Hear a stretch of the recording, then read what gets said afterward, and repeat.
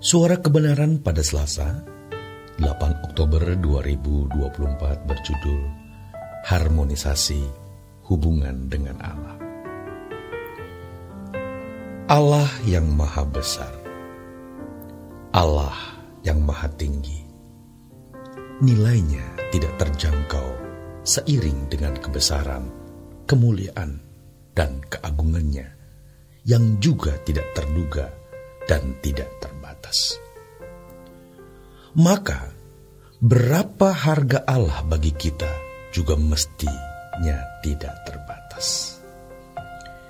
Namun, ada satu kesalahan yang dilakukan banyak orang, yaitu ketika memandang Tuhan murahan, seakan-akan mudah mencapai Tuhan. Besarnya kemuliaan Allah atas kita dengan memberi keselamatan secara gratis atau hanya oleh anugerah dengan korban Yesus Kristus, jangan membuat kita memandang Tuhan itu murahan. Setelah kita ditebus oleh darah Yesus, kita dibenarkan dan dibawa ke hadapan Allah Bapa. Maka kita harus diperdamaikan dalam proses perdamaian terus-menerus, bukan hanya seperti satu titik, sebab perdamaian itu harus terus berlangsung sampai mencapai puncak setinggi-tingginya yang dimiliki manusia, atau dengan kalimat lain, mencapai harmonisasi hubungan setinggi-tingginya. Dengan keagungan karakternya, kesucian pribadinya, maka kita yang rusak diperdamaikan. Maka harus ada proses perubahan dalam diri kita untuk mengimbangi kesucian dan kekudusan Allah. Dan ini proses yang tidak akan pernah berhenti sampai kita meninggal dunia. Ingat hal ini, saudaraku. Kalau kita diperdamaikan dengan Allah, bukan berarti kita sudah tidak punya tanggung jawab. Bagi orang yang tidak mengalami perdamaian dengan Allah, maka ia tidak memiliki tanggung jawab untuk membangun diri guna memiliki keadaan supaya kita harmoni dengan Allah. Tapi kita punya tanggung jawab, di mana kita harus mengembangkan diri, mendewasakan diri untuk bisa mengimbangi keagungan Tuhan, supaya bisa mencapai puncak harmonisasi setinggi-tingginya. Dulu, mungkin kita merasa sudah sampai pada puncak harmoni dengan Tuhan, dan seakan-akan sudah tidak bisa lagi ditumbuhkan, sudah ideal.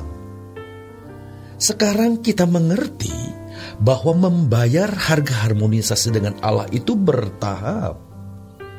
Seiring berjalannya waktu, seiring dengan pertumbuhan iman kita, seiring dengan bertumbuhnya cinta kita kepada Tuhan, seiring dengan bertumbuhnya hormat kita kepada Tuhan, seiring itu pula kita membayar, menaruh hidup kita sampai tidak ada yang kita sisakan. Untuk masuk ruang maha suci Allah, kita harus terus bertumbuh. Sebab Allah itu tidak murahan. Kalau tubuh kita adalah bait Roh Kudus, mesti ada ruang maha suci di situ. Bagaimana kita menguduskan diri sampai kita memiliki ruang maha kudusnya dan Allah nyaman tinggal di dalam kita? Sebab itulah harmonisasi hubungan dengan Allah. Menoleh ke belakang, rasanya kita telah menyia-nyiakan begitu banyak waktu yang membuat karakter kita sebenarnya masih berantakan. Apalagi para teolog, banyak yang matanya makin gelap karena mereka memformat Tuhan, menalar di dalam pikirannya tanpa perjumpaan yang proporsional. Hari ini, mari kita bangkit, menyediakan waktu sebanyak-banyaknya untuk duduk diam di kaki Tuhan. Kalau kita menjumpai Allah, seakan-akan kita tidak punya konsep atau teologi apa-apa tentang Dia. Kita menghampiri Tuhan, di situ kita bisa mencium kekudusan Allah. Dan bagaimana kita harus mencapai kekudusan itu. Kalau kita sudah mencium kekudusan Tuhan, maka baru kita bisa mengalami apa yang disebut lapar dan haus akan kebenaran. Sebab kalau hanya ada di kepala, tapi kita tidak menjumpai Allah sampai pada kesucian Allah yang dibukakan, dihamburkan, disebarkan oleh Tuhan, maka kita tidak pernah mengerti apa artinya haus dan lapar akan kebenaran. Oleh sebab itu, saudaraku, pecahnya hati seseorang di hadapan Tuhan tidak bisa dicapai dalam seminggu, 2 minggu, sebulan, 2 bulan, setahun, 2 tahun. Tetapi harus lewat waktu panjang. Orang bisa menciptakan perasaan melo sesaat, tapi bukanlah pecah hati yang sesungguhnya. Dia harus belajar dari waktu ke waktu, harus ada perjumpaan dengan Allah dalam waktu lama, sampai Allah bisa memancarkan keharuman kesuciannya, dan kita bisa merasakannya.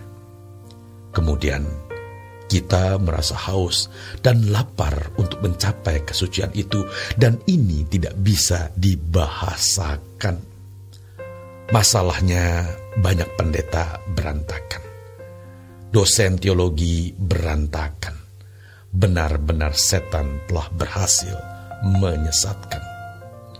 Mereka jahat di mata Allah, tapi baik dan santun di mata manusia.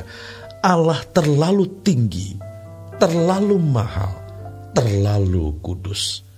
Sampai kita bisa kehilangan apapun, baru kita bisa tune dengan Tuhan.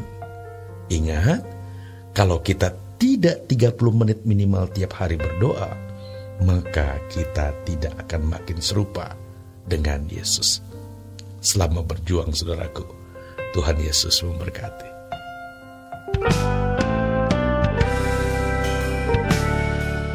Renungan Truth versi audio dapat diunduh melalui truth.id/voice. Informasi lebih lanjut silakan menghubungi 021 4584 2381. Tuhan Yesus memberkati.